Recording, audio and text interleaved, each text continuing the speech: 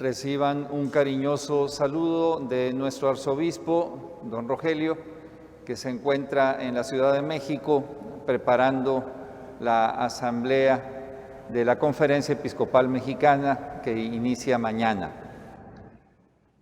Para quienes hoy vienen a recibir su confirmación, también el saludo va dirigido a quienes a través del canal digital de la Arquidiócesis y de las redes sociales nos siguen desde sus hogares, en los hospitales, en los reclusorios, en las oficinas y en vehículos también de traslado. Muchas gracias por estar aquí presentes y por seguir esta transmisión. Y mando un saludo también cariñoso a una familia y unos niños de Apodaca que me pidieron mencionarlos en esta Eucaristía.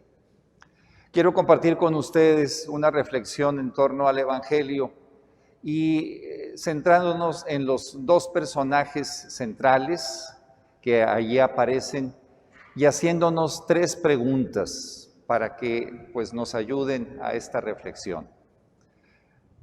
¿Quiénes son ese escriba y esa viuda? ¿Cómo dan? ¿Y cuánto dan? ¿Quiénes? ¿Cómo? ¿Y cuánto? Sabemos que los escribas, también llamados maestros de la ley, doctores de la ley, desde muy chiquitos estudiaban la Torá, lo que hoy conoceríamos como parte de nuestra Biblia, el Antiguo Testamento, memorizaban muchos pasajes y gozaban de gran prestigio en la comunidad por ser letrados en la palabra de Dios. Sin embargo, ahí nuestro Señor Jesucristo va delineando algunas de estas características de los escribas, no muy bellas, ¿verdad?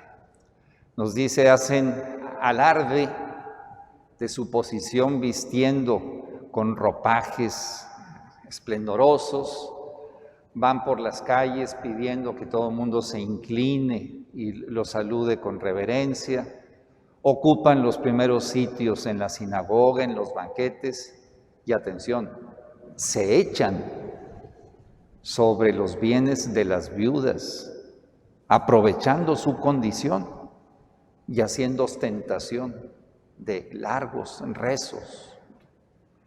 El final es terrible. Ellos alcanzarán la condenación, dice nuestro Señor. Ese es un personaje. Por otra parte aparece una viuda. Y también recordamos que en la Palestina de aquella época las viudas, junto con los huérfanos y los extranjeros, hoy diríamos los migrantes, eran las personas más vulnerables de esa sociedad. Una viuda quedaba completamente desprotegida al perder a su esposo, y si no tenía hijos grandes o si su papá no la podía mantener, quedaba obviamente en la miseria, no podía trabajar. De forma que esta viuda pobre va con gran sencillez al templo y da, y ese es el segundo paso, 2 moneditas de muy poco valor. El escriba, en cambio, da mucho dinero. Recordemos que el templo de Jerusalén tenía por alcancías una especie de cornetas muy amplias en el muro, de forma que las personas podían hasta a larga distancia arrojar las monedas. Y parece que estos escribas y estos ricos disfrutaban con el sonido de sus monedas, con su puntería para atinarle a esos canastos que hoy tendríamos para la limosna, ¿verdad? ¿Cuánto da el escriba? No sabemos, solo que mucho, ¿verdad? Pero de lo que le sobraba, ¿verdad? En ese cuánto se da, viene, creo yo, para nosotros el mensaje. Porque tanto el escriba como la viuda, quienes son generosos, dan, ¿verdad? El primero lo hace con una gran ostentación, con un gran alarde. Si viviera hoy ese escriba, seguramente traería su celular, ¿verdad? Se pondría así una selfie donde estaría arrojando las monedas a las alcancías. Inmediatamente por Instagram, Facebook y otras redes, lo subiría y en todo el mundo se darían cuenta de la limosna que había hecho. La viuda, en cambio, va sencillita, no hace ostentación, solamente nuestro Señor la ve. El escriba da de lo que le sobra y la viuda da todo lo que tiene para vivir. Y creo que el mensaje es muy claro para nosotros. Voy a empezar por el cuánto. Ahora que se acerca la Navidad, seguramente nosotros, en nuestra gran generosidad, ya estamos revisando roperos, armarios, para dar una purificadita. ¿Qué es lo que vamos a dar? ¿Lo viejo?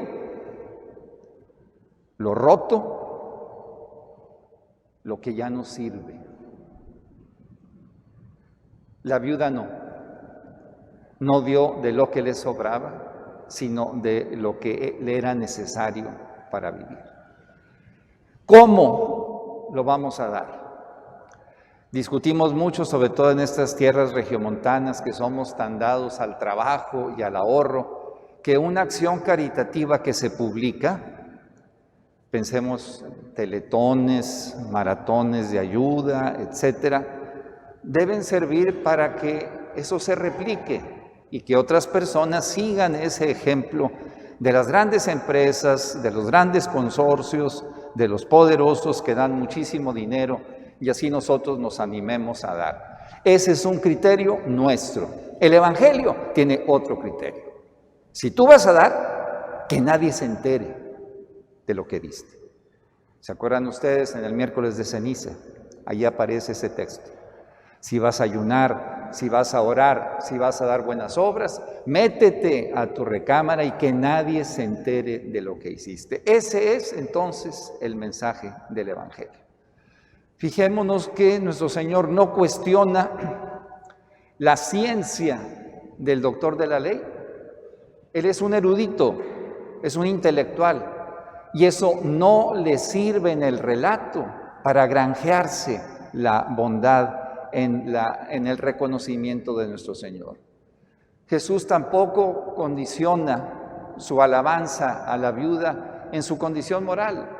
Puede ser que ella haya sido una pecadora, pero lo que la distingue es que da de lo que le es fundamental y necesario. En el seminario tuvimos un formador que nos enseñó una, me parece, gran lección. Nunca acumulen, nos decía. Y él daba ejemplo. Si le regalaban una camisa, inmediatamente de las que tenía, daba otra, para nunca acumular. Otro maestro al que le decíamos el ácido, ya se han de imaginar por qué, ¿verdad? Un día le dijo, tú das de lo que te sobra. A ver, ¿cuándo nos regalas de lo que te dan?